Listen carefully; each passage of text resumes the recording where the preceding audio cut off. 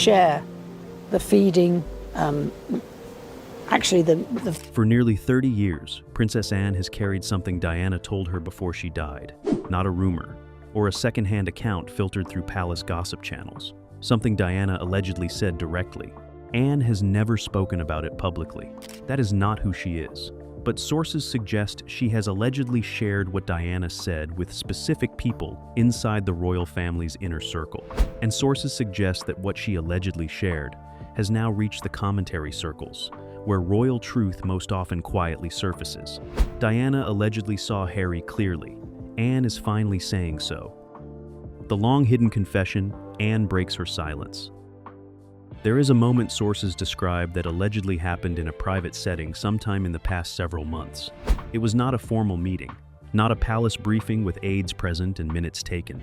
Something considerably more private than that. A conversation between Anne and someone she trusts completely. Someone whose discretion she has tested across years of proximity to the royal family's most sensitive internal matters. Sources suggest Anne said something in that conversation that she has not said to anyone outside a very small circle in nearly 30 years. Something about Diana, something about Harry, something that Diana allegedly said in the period before August 1997 that Princess Anne has been carrying since the morning. The world woke up to the news that changed everything. The person Anne told sat with what they heard for a considerable time before it reached the broader channels where royal information of this significance eventually surfaces. Because what sources describe Anne as allegedly sharing is not simply interesting or dramatic in the way that royal family disclosures tend to be characterized. It is, sources suggest, genuinely important, specifically important to understanding Harry's story in ways that nothing currently in the public domain has fully captured. The big question is this: why would Princess Anne, after nearly 30 years of absolute silence on private family matters, allegedly share what Diana said about Harry now? The answer to that question is not simple, and this section exists to lay the foundation that makes the rest of this story make sense. Start with who Anne actually is, because understanding the alleged revelation requires understanding the person who allegedly carried it for 3 decades before allegedly deciding to share it. share the feeding, actually the fertile. Anne Elizabeth Alice Louise Windsor was born in August 1950. She is the only daughter of Queen Elizabeth II and Prince Philip. She has been part of the British royal family for 74 years. She has carried out more public engagements annually than almost any other working royal for most of her adult life. She has never given an interview that disclosed anything meaningful about the private internal life of the family she belongs to. That silence is not accidental. It is not simply introversion or a preference for privacy. In the way that many public figures claim preference for privacy while quietly feeding information to journalists through carefully managed channels, it is principled, sustained, and documented across 7 decades of public life in ways that make it the most reliable single fact about how Anne operates. Royal biographers who have written about Anne consistently describe the particular frustration of attempting to document her private views and private relationships. The sources simply do not exist, because the people Anne trusts do not talk, and Anne herself has never given them material to work with, which is precisely why any alleged departure from that silence carries a weight that the equivalent disclosure from almost any other royal figure would not. When Anne allegedly says something about a private family matter, it is not a casual slip, it is not an emotional lapse, it is a decision. Sources suggest Anne's alleged decision to share what Diana said about Harry was made with the same deliberateness that characterizes everything she does. Now let's establish the specific relationship between Anne and Diana that makes Anne's alleged knowledge of Diana's private thoughts credible rather than simply claimed. Laura! Anne and Diana were not close friends. That much is documented in the historical record and has been acknowledged by royal biographers across multiple accounts. Their personalities were fundamentally different. Diana was emotionally expressive, publicly warm, and drew her sense of purpose from personal connection. Anne is emotionally contained, privately reserved, and draws her sense of purpose from institutional duty and tangible practical achievement. Those differences created a distance between them that was never fully bridged across the years of Diana's marriage to Charles. But distance is not the same as absence. Anne was present across the years that shaped Diana most completely, the years of Diana's marriage. the years of her suffering inside an institution that failed to protect her. But I assumed it was because my husband had done a lot of wonderful work leading up to... The years of her public emergence as something the monarchy had never produced before. And the final years of her life, when Diana was more herself than she had ever been, inside the institution, and simultaneously most exposed to the forces that would eventually contribute to her death. Sources suggest that across those years, despite the temperamental distance between them, there were specific moments of genuine private exchange. Moments when Diana said things to Anne that she said to very few other people inside the royal family. Because Anne was safe, not warm in the way Diana's closer friends were warm, but safe, trustworthy in the way that people whose discretion is absolute are trustworthy to people who have been betrayed by indiscretion repeatedly. Diana allegedly trusted Anne with something specific about Harry, and sources suggest Anne has been deciding for nearly 30 years what to do with it. The Princess and the Rebel, Diana's bond with Harry and her private fears.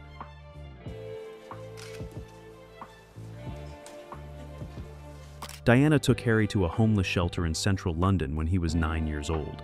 Not a carefully managed royal visit with advance notice, formal introductions, and the full apparatus of palace protocol managing every interaction. She walked in with her son, sat down with the people who lived there, and talked to them, properly, like human beings rather than recipients of royal charity. I remember being taken by my mother to a homelessness shelter at a young age. Her explaining... Harry remembered it.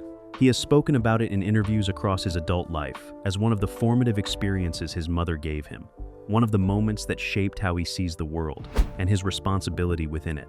Diana did that deliberately, for both her sons, but particularly for Harry, because Diana understood something about Harry's position that the palace never fully acknowledged and that the institution never fully addressed. He was the spare.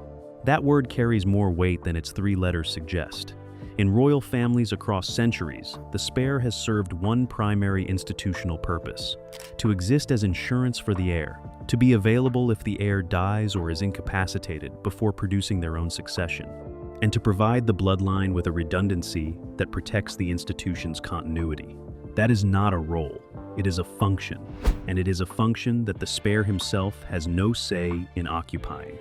Harry did not choose to be the spare, he was born into it. And Diana, who had herself felt trapped and unseen within an institution that valued her role over her personhood, understood what that position could do to a child who was not given something to anchor his identity beyond it. Back. I would like to have my brother back. At the moment, I don't recognize them as much as... This is not speculation. Harry wrote about it himself. He titled his memoir Spare. He explored in considerable and painful detail the psychological weight of that position. The particular experience of growing up in the shadow of a brother whose future was defined and secure, while his own was perpetually secondary and undefined. Diana saw all of this developing in Harry from his earliest years. She saw the particular brightness he had, the emotional openness, and the warmth that drew people to him in ways that were genuine rather than performed. The qualities that made him, in many public assessments across his adult life, the more immediately likable of the 2 princes. Harry is more quieter and just watches whether he... She also saw the vulnerabilities underneath those qualities. What did Diana see in Harry that worried her?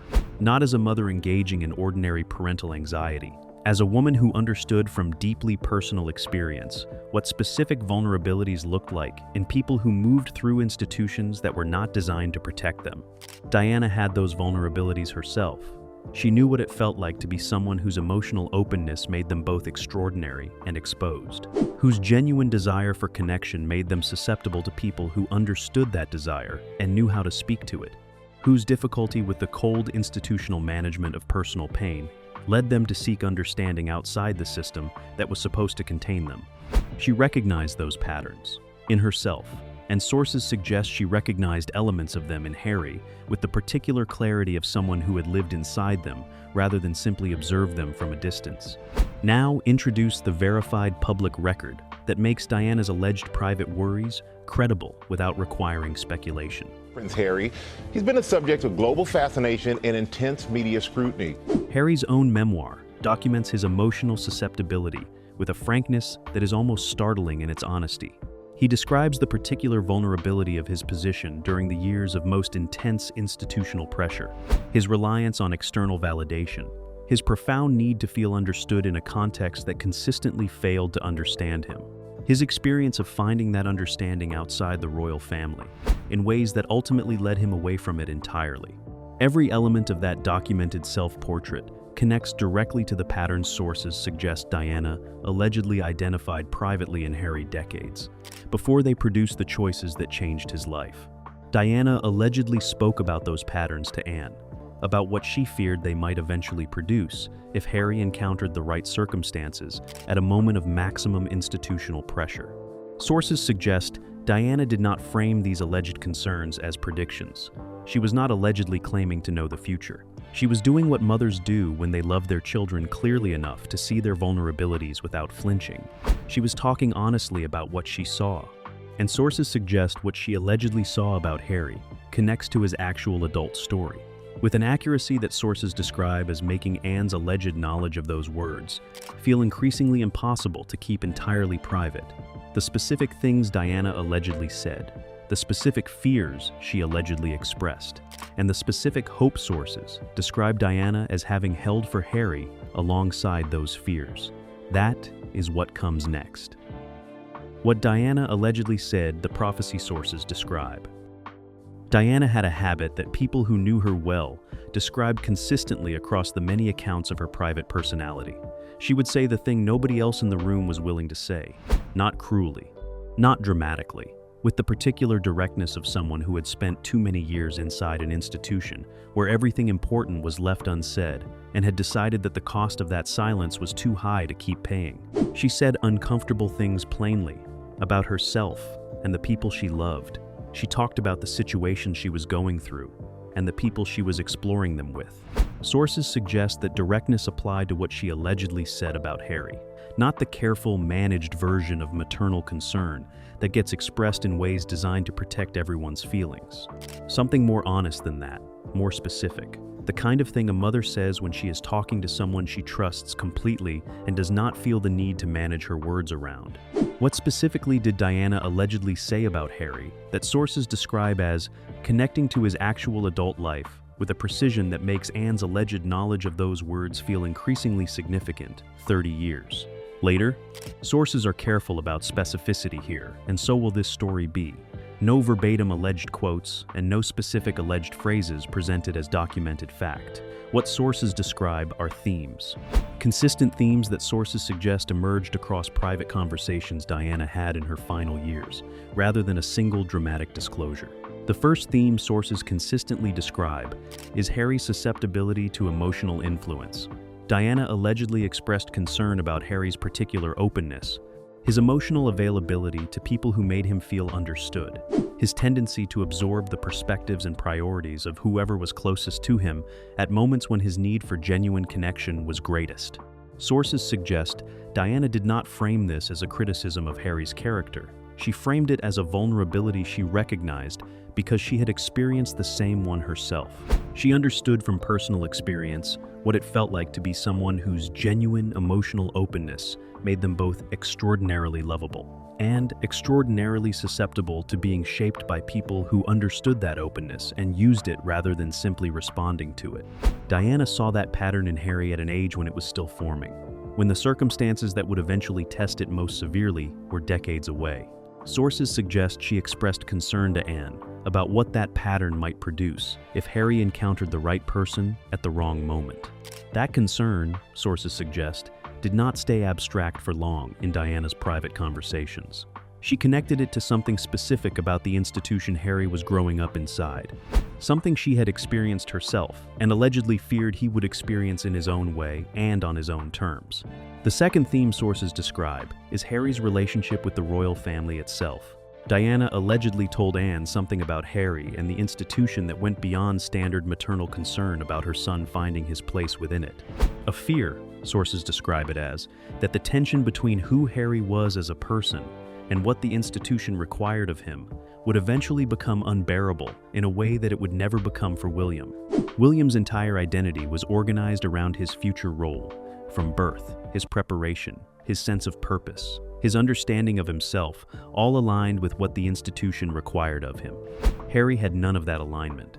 His institutional role was defined entirely by William's existence rather than his own. Everything Harry brought to the world, his personality, emotional intelligence, his genuine connection with people, had no formal institutional outlet beyond the function of being the spare.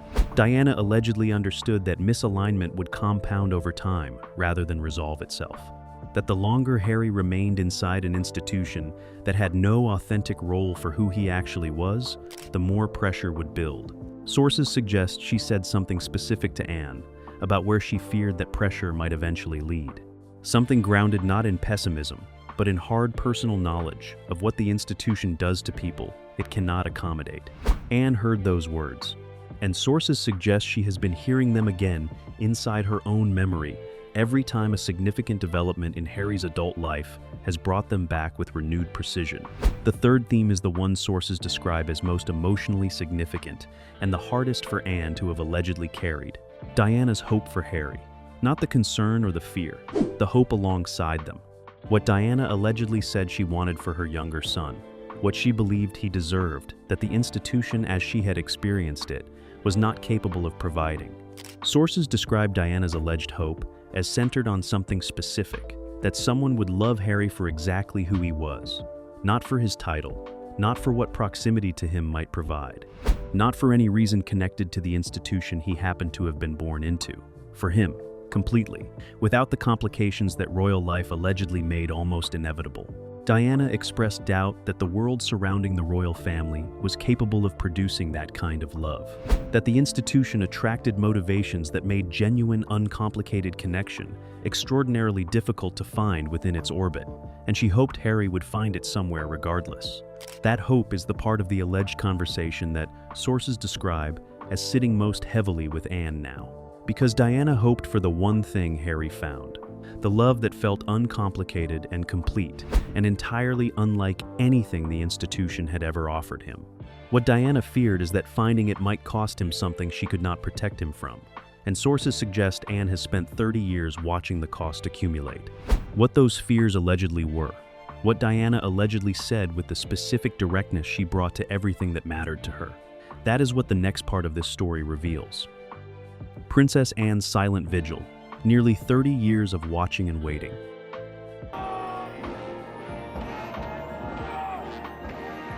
Anne was at Harry's passing out parade at Sandhurst Military Academy in April 2006. Photographs from that day show her standing in the cold Norfolk air in her military uniform, watching her nephew receive his commission as a second lieutenant in the Blues and Royals.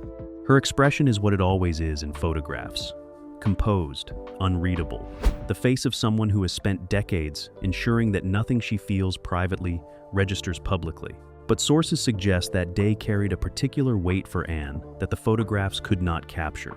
They describe Anne as having allegedly been watching Harry across every significant moment of his adult life through the lens of what Diana allegedly told her, filtering every development through words spoken nearly a decade before that Sandhurst parade. Watching a young man grow into the patterns his mother allegedly identified when he was still a child, the military career fitting, the public warmth undimmed, the genuine connection with ordinary people that made Harry the most instinctively likable royal of his generation. All of it was consistent with the person Diana allegedly described. It was also consistent with the vulnerabilities Diana allegedly identified, alongside the gifts. Anne watched and said nothing. The question worth understanding at this point in the story is not simply what Diana allegedly said. It is why Anne kept it entirely private for nearly 3 decades across every major development in Harry's life that Diana's alleged words might have illuminated. The answer reveals something important about who Anne is and how she operates. Anne's silence on private family matters is not simply temperamental. It is principled in a specific way that connects to her understanding of royal duty. She believes, sources suggest, that the private words of people who are no longer alive to speak for themselves deserve a particular kind of protection. That using Diana's alleged private statements in the context of ongoing family disputes would be a form of exploitation rather than a form of honoring her memory. Diana cannot consent to her private words being deployed in arguments she never anticipated. Diana cannot clarify what she meant or provide context that might change how her words are understood. She cannot defend herself against mischaracterization if her words are taken out of the context in which they were spoken. Anne allegedly understood all of that, and sources suggest it kept her silent across situations where what Diana allegedly said might have felt relevant and even useful. Harry's military service passed. His years as the accessible, charming younger prince passed. His relationship with Chelsea Davy, his relationship with Cressida Bonus. The years of public popularity that sources describe as representing the version of Harry Diana had allegedly hoped for out in the world, connecting genuinely with people, finding something that felt like authentic purpose outside the institution's formal demands. We met in Botswana and we camped for 5 days together. Then came 2016. Meghan Markle. The blind date was arranged through a mutual friend that Harry has described in multiple interviews as changing everything almost immediately. Sources suggest Anne watched that relationship develop with the particular attention of someone who allegedly knew something about Harry's susceptibilities that Harry himself did not know she knew. The speed of it and the intensity. The way Harry's entire sense of himself and his future reorganized itself around the relationship in a time frame that sources close to the royal family described at the time as concerning. Anne watched.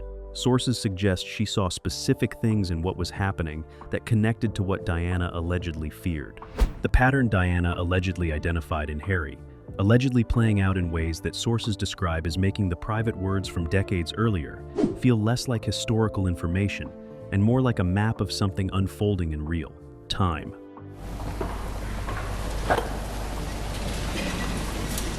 And still, sources suggest Anne said nothing.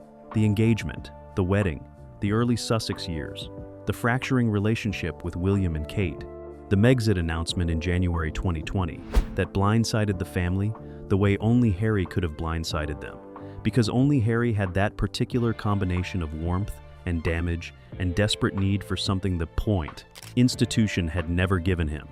Anne watched all of it. Sources suggest she experienced it against the backdrop of what Diana allegedly told her, with a sense of accumulating inevitability that sources describe as one of the loneliest kinds of knowledge a person can carry. Knowing something that might have mattered, not knowing when or whether sharing it would help rather than simply add to the pain of a situation already painful enough. If she was dead. For a long time, I just refused. The Netflix documentary, Spare, the interviews, Harry's public invocations of Diana's memory, his repeated characterizations of what his mother would have thought, what she would have supported, what she would have wanted for him. Sources suggest each of those public statements allegedly landed with Anne in a specific way, not as grief, as something more complicated. The growing distance between Harry's constructed version of Diana and what Anne knows Diana actually said, what allegedly made that distance finally too wide to leave unaddressed. The breaking point why Anne allegedly spoke now.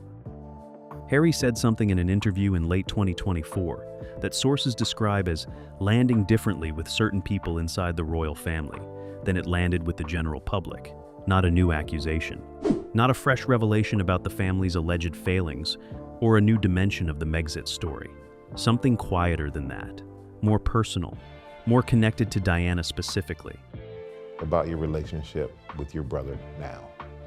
I think she would be. Harry spoke about his mother's memory in terms that sources describe as representing the fullest and most explicit statement he has yet made about what he believes Diana would have thought of his choices, his marriage, his departure from royal life, his decision to speak publicly about the institution that shaped and failed him simultaneously. He characterized Diana's imagined perspective with a certainty that sources suggest struck certain people inside the palace in a specific way, not with anger. Not with the institutional frustration that has characterized so much of the royal family's private response to Harry's public statements across the past several years. With something sources describe as closer to grief. Because the Diana Harry described in that interview, the Diana who would have approved of everything and validated every choice and stood beside him against the institution without reservation, is not the Diana that sources suggest Anne allegedly knew.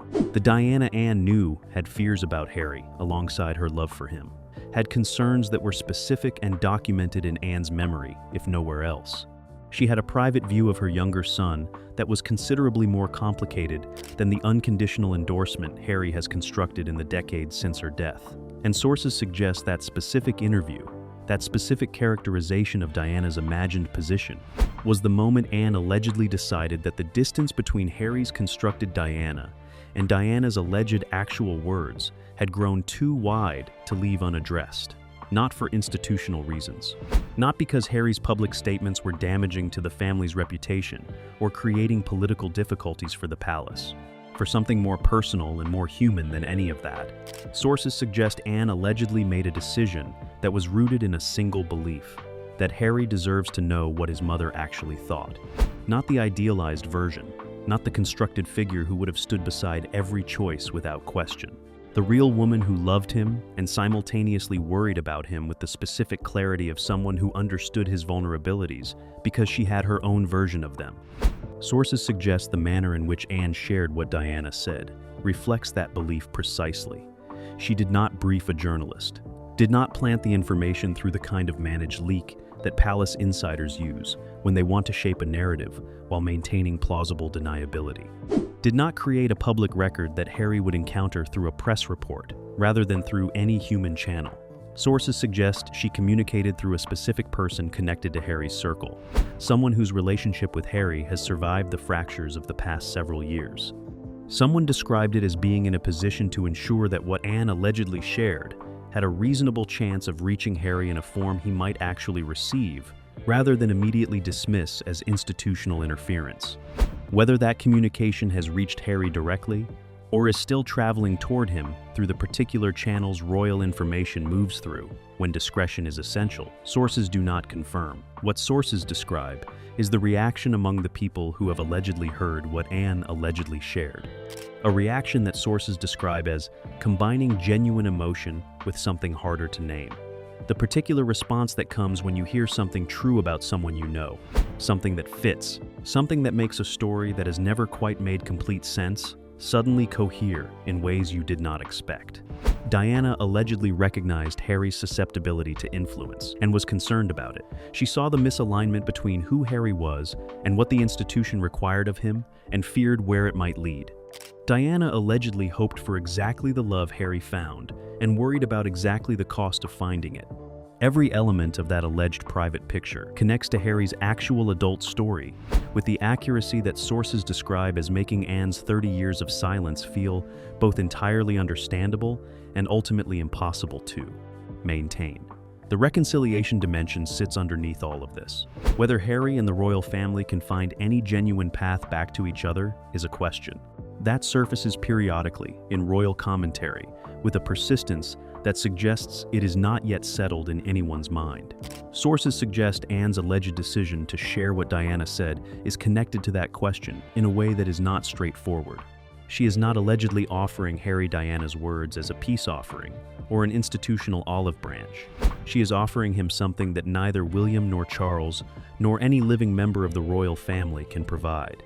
Contact with something real, something that came from Diana herself. Something that exists independently of anyone's current agenda or institutional position. Whether Harry can receive it that way is a different question entirely, and one that sources suggest even Anne does not know the answer to. A mother's legacy, a son's path. What Diana's alleged words mean now. Happy birthday to you. Harry turned 40 in September 2024. He marked the occasion in Montecito with Meghan and their children, a private celebration. There was no official palace acknowledgement or joint statement from the royal family, no public gesture of connection from William or Charles that reached the press in any documented form. Just Harry, in California, turning 40, in the particular isolation of a man who left everything he knew and is still navigating the consequences of that departure 7 years later. Sources suggest that birthday reached Anne in a specific way, not simply as another marker of the distance between Harry and the family he grew up in, as a moment that connected directly to what Diana allegedly said, because Diana allegedly spoke about Harry's 40th year, not as a prophecy, not with any mystical foreknowledge of what his life would look like at that age, but in the way that mothers speak when they think about their children's futures honestly, when they let themselves consider the adult their child might become, and what that adult might need. Sources suggest what Diana allegedly said about Harry at 40 connects to his actual circumstances at that age in ways that sources describe as making the alleged words feel less like historical information and more like something that deserves to reach him. The question worth sitting with at the end of this story is what Diana's alleged private words actually mean for Harry now, not as a piece of royal family drama or as an institutional development with succession implications, as something human, as something belonging to a son who lost his mother at 12 and has spent 30 years filling the gap she left with versions of her that serve his understanding of himself. Harry was 12 years old when Diana died. He has never had an adult relationship with his mother. He has never been able to know what she actually thought about the choices he has made as a grown man.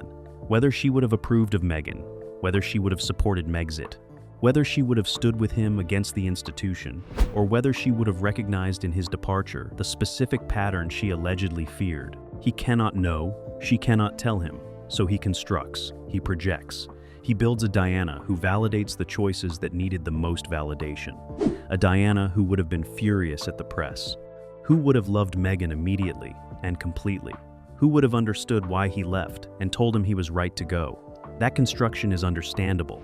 It is what people do when they lose someone before they could know them as an adult. It is grief finding a shape it can live in. But sources suggest the Diana who allegedly spoke to Anne about Harry was more complicated than the one Harry has constructed, more honest about her concerns and specific about her fears. She was more grounded in the particular reality of who Harry actually was, rather than who Harry needed her to have believed he was. And sources suggest Diana also allegedly said something about what she hoped for Harry that the constructed version has never fully captured, because the constructed Diana simply validates. She approves, endorses, and stands beside every choice without complication. The Diana who allegedly spoke to Anne allegedly hoped and worried simultaneously. She loved Harry with a clarity that included seeing his vulnerabilities as clearly as his gifts. She wanted for him something specific and understood why finding it might come with costs she could not protect him from. That Diana is more human than the constructed one, more real, more complicated, more genuinely present in the alleged words Anne has been carrying than in any public invocation of Diana's memory Harry has offered across multiple interviews and an entire memoir. Sources suggest the people who have heard what Anne allegedly shared have found themselves affected by a specific dimension of the alleged revelation. Not the fears Diana allegedly expressed, not the concern about susceptibility or institutional misalignment, or the patterns a mother identified in her young son. The hope, the simple, uncomplicated hope that Harry would be loved for exactly who he was, that someone would see him completely and choose him anyway, without agenda or complication. Without the particular calculations that royal adjacency allegedly makes almost inevitable, Diana allegedly hoped for that for her son, and sources suggest Harry found exactly that, or found something that felt exactly like that, in the way that the things we need most always feel when we first find them. Whether it has been what Diana hoped it would be for him, or the cost she feared, has been what sources describe her as fearing. Whether Harry at 40 in Montecito represents the life Diana allegedly wanted for him, or the life she allegedly worried he might find instead. Sources suggest only Harry knows the honest answer to that question. And sources suggest Diana knew he would be the only one who could. There are things a mother knows about her son that she cannot say while he is a child, that she hopes to say when he is grown, that she carries with her toward a future conversation she assumes she has time to have. Diana did not have that time. Anne has been carrying what was left of it, and sources suggest she has decided, nearly 30 years later, that carrying it alone is no longer the right choice. Whether Harry hears it or it reaches him in the form Anne allegedly intends, whether it changes anything about his understanding of himself, his mother, or the family he left behind. Those questions do not have answers yet, but sources suggest the attempt to provide them is itself the most honest act of love anyone inside that palace has directed toward Harry in a very long time. Not from William or Charles, from the woman who sat with Diana's words across 30 years of watching and waiting and deciding the right moment had not yet come.